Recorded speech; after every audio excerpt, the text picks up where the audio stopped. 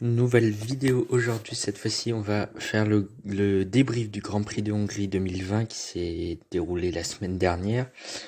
Donc je fais un petit peu les débriefs un petit peu tard je trouve. J'avais déjà fait le vendredi, je crois que j'avais fait le débrief du Styrie. Aujourd'hui ce sera la Hongrie. Je peux déjà vous annoncer que je ferai quelques vidéos la semaine prochaine, donc je ferai deux vidéos par semaine. Je vais essayer de faire 2 vidéos par semaine. Donc je vais un petit peu donner mes avis sur la première triplette de la saison 2020 de Formule 1 et de Formule 2 et de Formule 3. Je vais faire un petit peu écurie par écurie de tout ce qui s'est passé à peu près durant cette première triplette Autriche, Styrie, Hongrie. Et après, dans un mois, on attaquera, enfin, dans un mois, je ferai pareil, mais avec les Grands Prix de Grande-Bretagne, les 2 Grands Prix de Grande-Bretagne, et celui d'Espagne, s'il a lieu. Là aussi, c'est pas sûr. Ensuite, il y aura la 3e triplette, Belgique, Italie, Mugello. Et ensuite, on verra. Pour le moment, il n'y a que la Russie. On verra ça après. Donc, pour ce Grand Prix, le débrief de ce Grand Prix, la qualification avec Lewis Hamilton en pole position en 1:13.447. Il partait devant Valtteri Bottas, les 2 Mercedes devant, on va dire 2 autres Mercedes, celle de Lance Stroll et la Racing Point de Perez, donc les 2 Racing Point 3 et 4e, suivi des 2 Ferrari. Petite surprise, même si on aurait aimé les voir plus haut. Vettel 5e, Leclerc 6e, Vettel qui bat Leclerc en qualification encore une fois. Verstappen est 7e. Ça c'est la surprise aussi, de le voir aussi bas. Vous voyez plutôt 3, 4e. Il part 7e. Norris et Sainz, les 2 McLaren, par 8e et 9e, suivi de Gasly qui a eu beaucoup de problèmes moteurs et qui commence quand même 10e, même s'il n'a pas fait de chrono en Q3. Parmi les belles perfs, il y a celle des Williams qui partent 12 et 15e dans ce Grand Prix. Première Q2 pour Latifi, la 2e de Russell cette saison. Donc les Williams sans qualif sont plutôt pas mal, mais en course, elles manquent complètement de rythme. Donc le départ avec Lewis Hamilton qui prend un bon envol, et derrière c'est Bottas et Perez qui se loupent, et Lance Stroll qui se retrouve du coup 2e devant Verstappen qui gagne 4 positions au départ en dépassant les 2 Ferrari, puis c'est la Racing Point de Perez et la Mercedes de Bottas. Verstappen, on le rappelle, qui avait cassé son aileron avant le départ, pendant le tour de mise en grille où il avait cassé son aileron, il était parti dans le mur. Heureusement, les mécaniciens ont fait une réparation express de 12 minutes et il a réussi à prendre le départ et il commence 3e et ensuite il dépassera Stroll pour passer 2e de la course. Donc finalement, dans ce Grand Prix, il n'y a pas eu énormément de choses, mis à part l'abandon de Pierre Gasly en milieu de course. Pas milieu de course, en début de course. Après une vingtaine de tours, Gasly qui a eu le même problème et aux essais libres le vendredi, et aux essais et aux qualifs le samedi, et en course le dimanche, donc c'était vraiment catastrophique. Il n'a fait que 15 tours, Pierre Gasly, dans ce Grand Prix. Mais c'était à prévoir quand même, vu toutes les défaillances qu'il y a eu sur l'AlphaTauri ce week-end. Problème qu'il n'y a pas eu pourtant sur la voiture de Daniel Ricciardo. Bizarre. On a eu ensuite dans les stands une touchette entre Carlos Sainz et Nicolas Latifi. Latifi qui avait pris un excellent départ, il s'est retrouvé 9e dans le premier tour.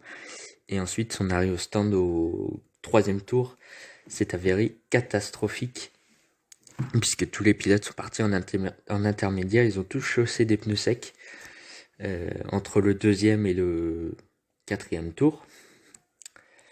Voire même certains qui se sont même arrêtés avant le départ, dont les Haas et Daniel Ricciardo, je crois. Et ça s'est avéré payant en plus pour les Haas. Du moins Magnussen. Contact du coup entre Sainz et Latifi qui rentre au stand. Pénalité pour Latifi puisqu'il est sorti pendant que Sainz arrivait. Du coup, crevaison pour Latifi qui perd déjà un tour.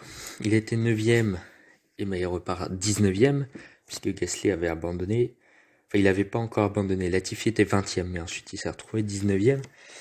Et ensuite, ce fut un Grand Prix cauchemardesque pour Nicolas Latifi qui a fini à 5 tours du leader Lewis Hamilton. Problème sur le fond plat, je crois. Du coup, Lewis Hamilton qui s'est imposé très facilement, en plus qui a pu s'arrêter gratuitement et en prenant le point du meilleur tour à Bottas. Pour une seconde, en plus il a mis une seconde à Bottas au meilleur tour, ce qui est beaucoup. Du coup, Hamilton devant Verstappen, qui a eu un petit peu de mal à contenir Bottas, mais sans plus. Il n'y a pas eu vraiment de bataille entre Verstappen et Bottas, qui finit donc 3e du Grand Prix. Bottas qui commençait bien la saison et qui là commence à rechuter comme l'année dernière et comme en 2017. 2018, il a chuté dans tous les cas, donc bon voilà. Derrière, mon ami Lance Stroll qui finit 4e, qui finit tout de même à 57 secondes d'Hamilton. Sans l'arrêt d'Hamilton, il finissait à un tour. C'est aussi simple que ça. Albon finit 5e, belle remontée du Thaïlandais, qui partait 13e, très loin, il était déçu, et Red Bull était déçu aussi, de sa qualification, et il finit quand même à 1 minute 18, donc soit quasiment un tour d'Hamilton, ce qui est quand même énorme pour une Red Bull. Derrière, on a Vettel 6e, belle perf de Vettel, malgré la voiture qu'il a. 6e à un tour tout de même d'Hamilton, ça fait mal. Ensuite, on a Sergio Perez, 7e, le coéquipier de Stroll. Daniel Ricciardo qui monte une deuxième fois de suite dans les points. 3e arrivé dans les points de Renault cette saison. Il n'y a que Mercedes, McLaren et Racing Point et du coup Renault qui ont marqué des points à chaque Grand Prix pour le moment. C'est des petits points, mais au moins ils sont constants. C'est déjà pas mal. Sainz finit 9e pour un petit week-end de McLaren qui a été très mauvais pour McLaren, malgré qu'ils étaient partis 8 et 9 quand même, et qu'ils finissent que 9 et 13e. Et encore, Sainz a bénéficié de la pénalité de Magnussen, qui était 9e et qui a fini 10e, le pilote Haas, qui finit dans les 10 premiers. Belle perf de Magnussen. Derrière, on a Charles Leclerc qui, sans problème mécanique, sans rien, ne finit que 11e. Tout dû à la voiture. Et derrière, on a Kiat, Norris, Ocon, Raikkonen, Grosjean, Giovinazzi, Russell et Latifi qui finit donc à 5 tours. Et Gasly abandon. Au championnat, on a donc Hamilton devant Bottas pour 5 points et Verstappen derrière qui est déjà très loin à 30 points de Lewis Hamilton dans ce championnat pilote. Derrière, on a Lando Norris qui reste quand même 4e. Ensuite, on a Albon, Perez, Leclerc, Stroll 8e du championnat. Vettel n'est que 10e. Les Français sont 12e, Gasly, 13e Ocon et Grosjean qui n'a même pas marqué le moindre point cette saison. Ça semble encore une saison très compliquée pour Romain Grosjean. Et c'est même pas sûr qu'il soit là en 2021. Mercedes donc a maintenant 60 soixantaine de points d'avance sur Red Bull, ce qui est énorme. Bon, Mercedes est déjà champion constructeur, hein, même si c'est pas officiel.